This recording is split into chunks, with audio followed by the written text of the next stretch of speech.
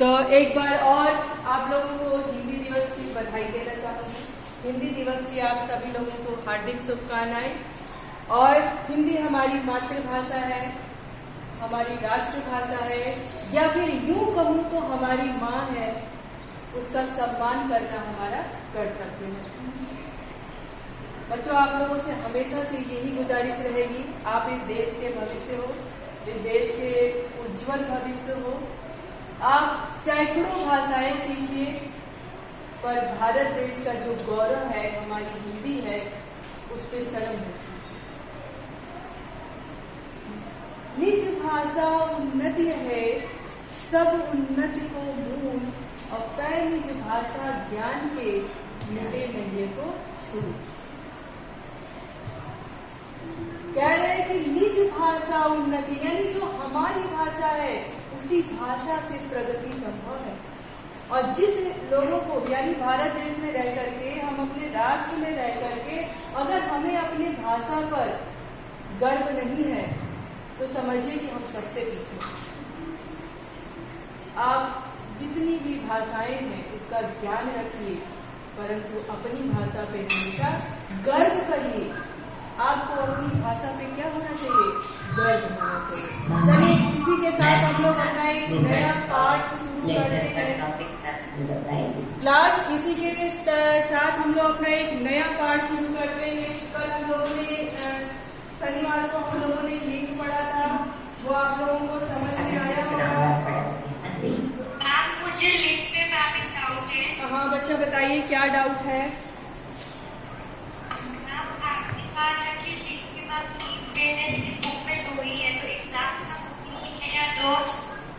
क्या कह रहे हो? यस मैम, क्या है?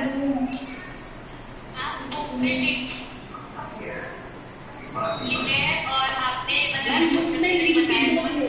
हाँ, ये एक इम्पोर्टेंट बात है कि लिंग जो है वो आपकी किताब में सिर्फ दो, प्लीज मेरी बात सुनो आप लोग। लिंग जो है वो आपकी किताब में सिर्फ 2 बताया गया है, क्योंकि आपका ये जो कक्षा 8 का स्टैंडर्ड है, इसमें 2 ही लिंग आप समझिए।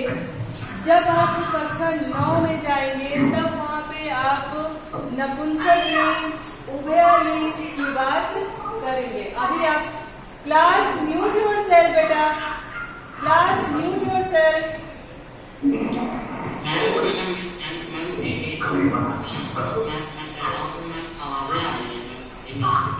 Mute yourself.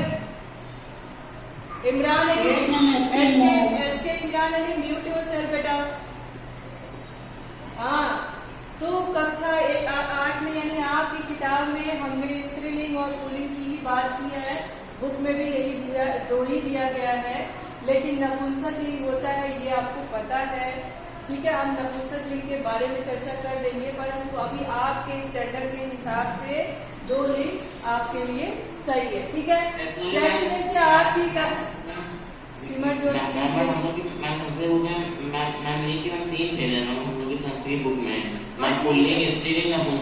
हाँ ठीक है, लेकिन आपके हिंदी बुक में 2 ही दिया गया है ना। नपुंसक लिंग आप एक तरह से समझ लीजिए कि जो भी वस्तुएं होती है जो निर्जीव होती है, निर्जीव कह लीजिए या फिर कोई वस्तु कह लीजिए, वो सब क्या आता है? वो नपुंसक लिंग में आता है।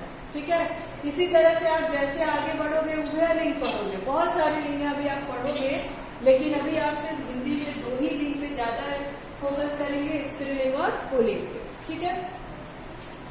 अच्छा, आप लोग एक बात बताएं कि हम लोग लिटरेचर में कौन सा चैप्टर पढ़े थे?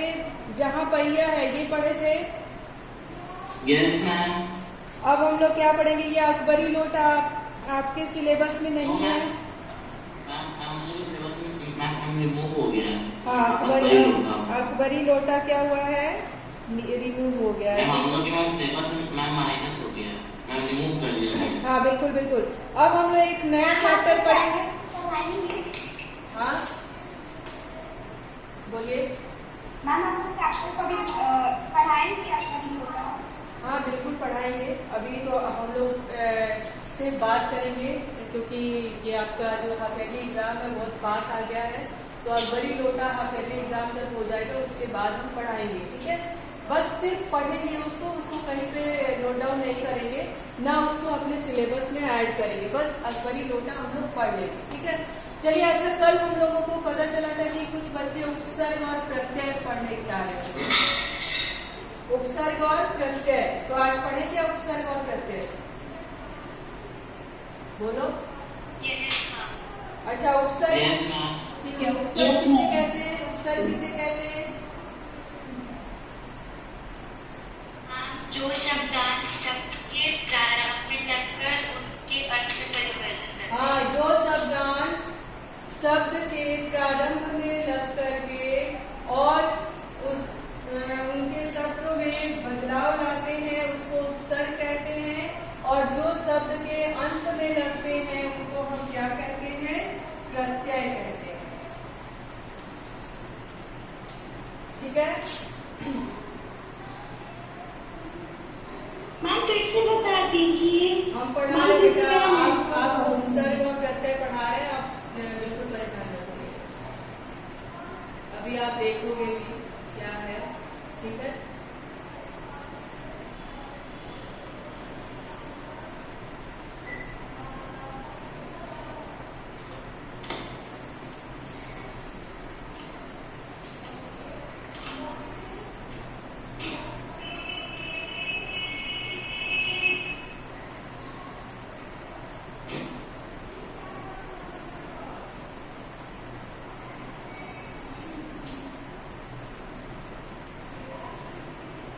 यस, आप लोग को दिख रहा है क्लास? आपको स्क्रीन दिख रही है? ठीक है। तो चलिए, उपसर्ग। उपसर्ग, उप यानी समीप, ठीक है। उपसर्ग, उप का मतलब होता है जो एकदम पास हो, समीप हो, और सर्ग मतलब होता है सृष्टि करना, ठीक है। यानी शब्द के पहले, एक शब्द हो उसके पहले जब कोई उपसर्ग जुड़ जाता है तो एक नए शब्द की रचना करता है, उसको हम क्या कहते हैं? उपसर्ग कहते हैं। किसी शब्द के समीप आकर नया शब्द बनाना, जो शब्दांश शब्दों के आदि में जुड़कर उनके अर्थ में विशेषता लाते हैं, उसे हम क्या कहते हैं? उपसर्ग कहते हैं। जैसे मान लीजिए हमारे पास एक शब्द हो हार, क्या है? हार। अब हमको पता है कि हार, हार क्या है? हार से हारना भी हो गया, हार से गले का भी हार हो गया। अब उस हार में यदि हम आगे उप लगा दें तो क्या हो गया? उपहार। अब उपहार में उपसर्ग लगा दिया, वो उपहार हो गया। जब उपहार हो गया तो उसके अर्थ में परिवर्तन आ गया, ठीक है।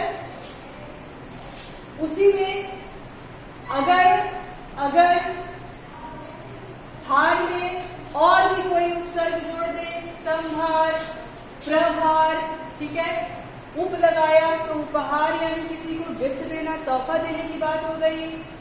प्रहार किसी पे वार करने की बात हो गई, ठीक है। तो उपसर्ग लगा करके हम उसके अर्थ में क्या करते हैं?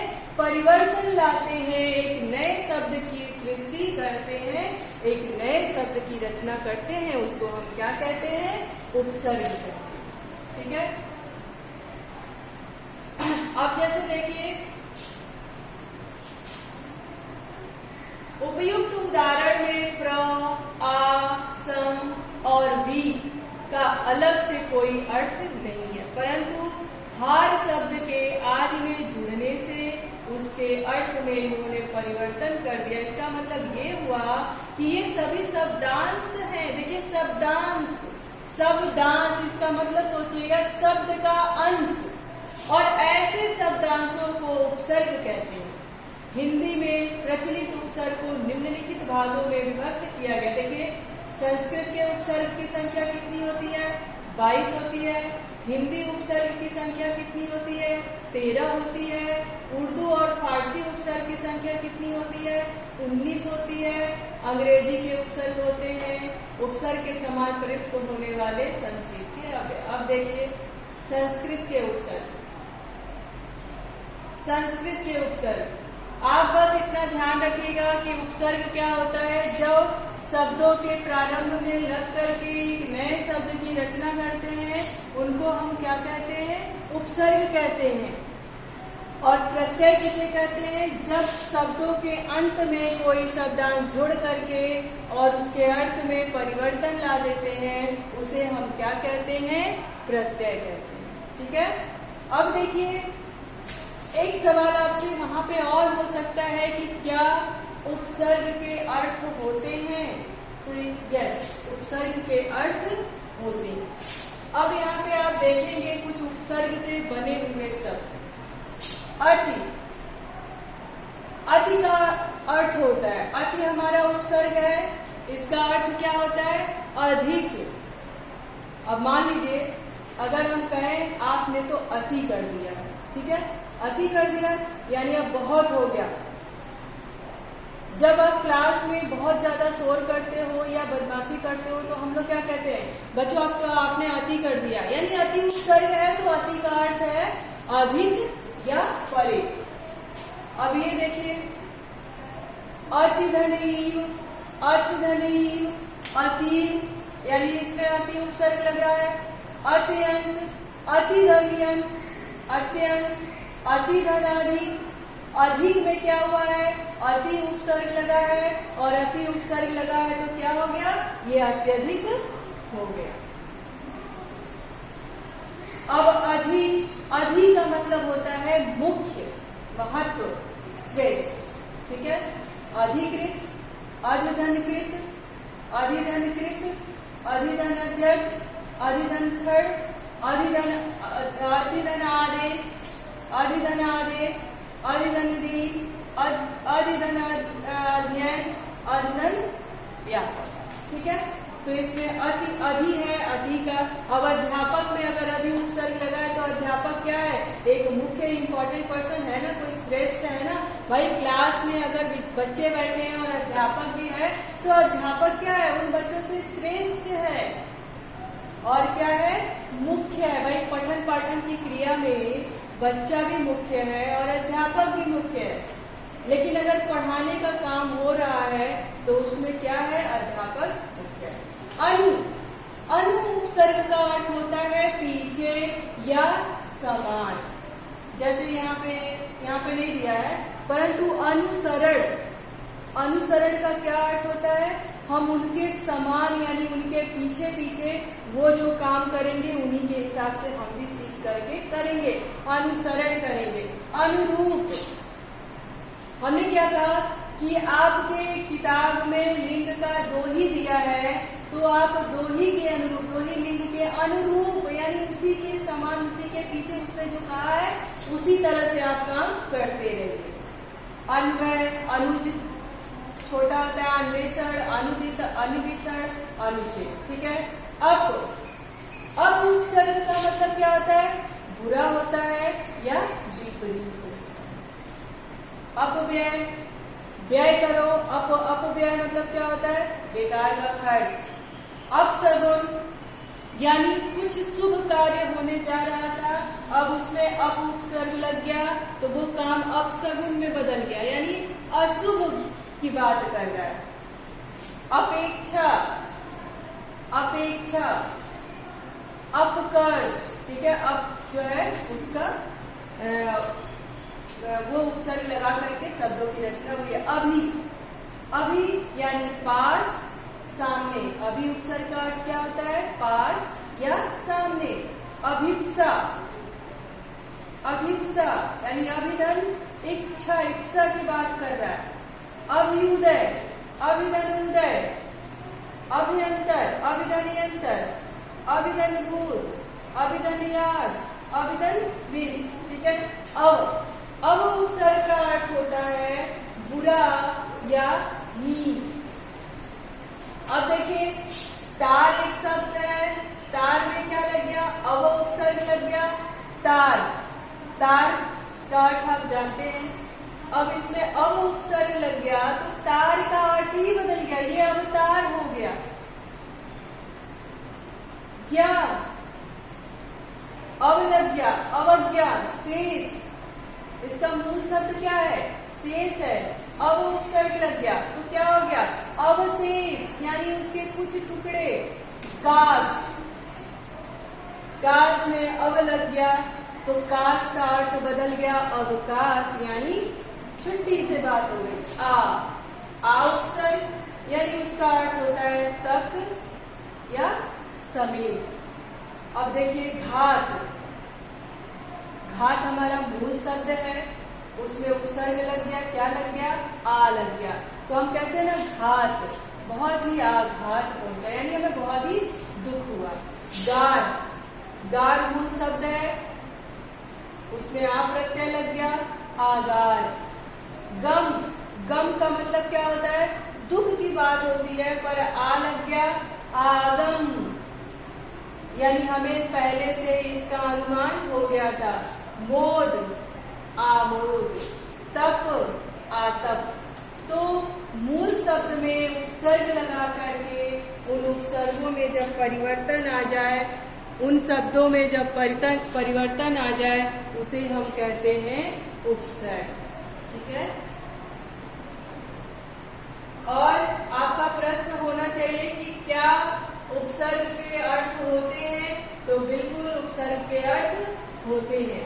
जैसे आप देखिए नीर, नीर उपसर्ग है, नीर का अर्थ होता है बिना या बाहर। आप उपसर्गों के अर्थ होते हैं और आप उपसर्ग लिख करके उनके अर्थ याद कर लेंगे। वो थे हमारे संस्कृत के उपसर्ग। अब हम बात करते हैं हिंदी के उपसर्ग। ठीक है, देखिए उपसर्ग, उपसर्ग, हिंदी के उपसर्ग अ का अर्थ होता है अभाव यानी कमी। ठीक है, अ का अभाव, अ का अर्थ क्या होता है, कमी या अभाव या निषेध, किसी चीज को रोकता। अब देखिए छूता, छूता यानी हम उसको किसी व्यक्ति को छू सकते हैं, छूता की बात हो गई। लेकिन अ लग गया तो अब हमने क्या किया, अब हम उसको छू नहीं सकते, वो क्या है, अछूत है। थाह यानी किसी चीज का हम थाह लगा सकते हैं कि वो कितने में है, अनुमान की बात कर रहा है।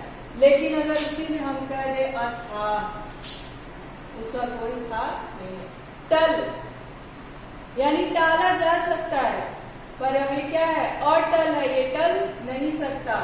अन, अन क्या है, उपसर्ग है, इसे निषेध के अर्थ में, यानी अन जो है ये उपसर्ग निषेध यानी किसी चीज में रोक लगाने की बात कर रहा है। अब मान लीजिए जान अगर मूल शब्द है, जान, ठीक है, जान क्या है, मूल शब्द है, यानी हम जान रहे हैं कि इससे हमारे जान पहचान है, परंतु अन उपसर्ग लग गया तो क्या हो गया, अनजान, अब हम इससे परिचित नहीं है।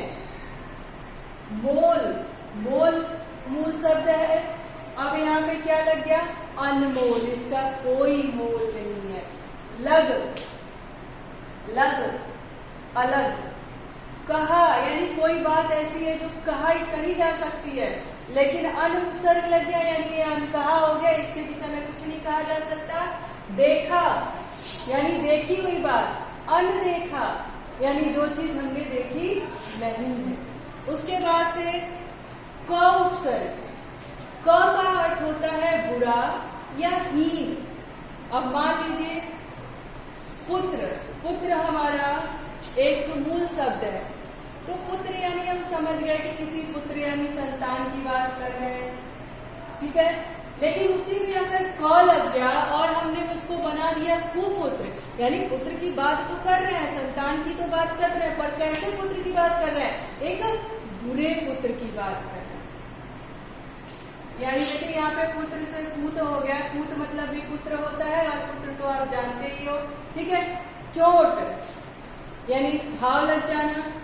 अब कचोट यानी मन मेरा क्या है, मेरे मन में कचोट रह गया, मेरा मन महसूस करके रह गया, ठीक है।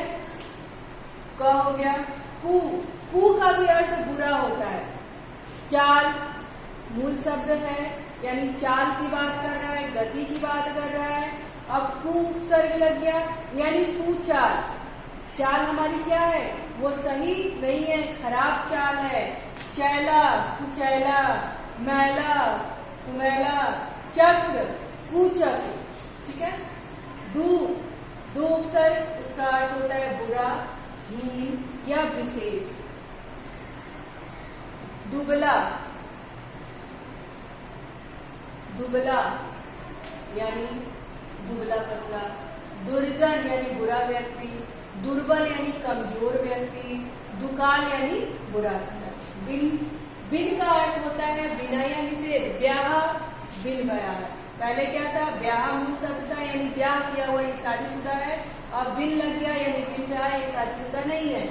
बादल, हमें पता है कि बादल की बात कर रहा है। हम कभी कभी कहते हैं ना, बिन बादल वर्षा हो गई, यानी बादल है, समझ में आ रहा है। लेकिन बारिश हुई तो कैसे हुई, बिन बादल हो गई, यानी बादल में क्या हो गया, निषेध हो गया, ये कमी की बात कर रहा। पाए और बिन पाए, पाए मतलब पाना और बिन पाए यानी बिना पाए। जाने, जान पे जाने सुना और बिन जाने, ठीक है। यानी उसमें जहां पे कमी आए, निषेध आए, उसे हम क्या कहते हैं, उपसर्ग कहते हैं, ठीक है। आगे आपको और भी सारा है, उसको एक बार पढ़िएगा, समझ में आ जाएगा, ठीक है। उसके बाद इसको इंग्लिश में प्रीफिक्स और सफिक्स भी कहते हैं। उपसर्ग को प्रीफिक्स कहते हैं और प्रत्यय को सफिक्स कहते हैं। आपने अंग्रेजी में भी पढ़ा होगा, ठीक है। अब प्रत्यय के बारे में थोड़ा जान लें। प्रत्यय की उत्पत्ति प्रतिधन अय अर्थात प्रत्यय यानी बाद में चलने वाला या लगने वाला जो शब्दांश शब्दों के अंत में लगकर उनके अर्थ को बदल देते हैं या फिर उनके अर्थ में परिवर्तन ला देते हैं, वे क्या होते हैं, प्रत्यय होते हैं। प्रत्यय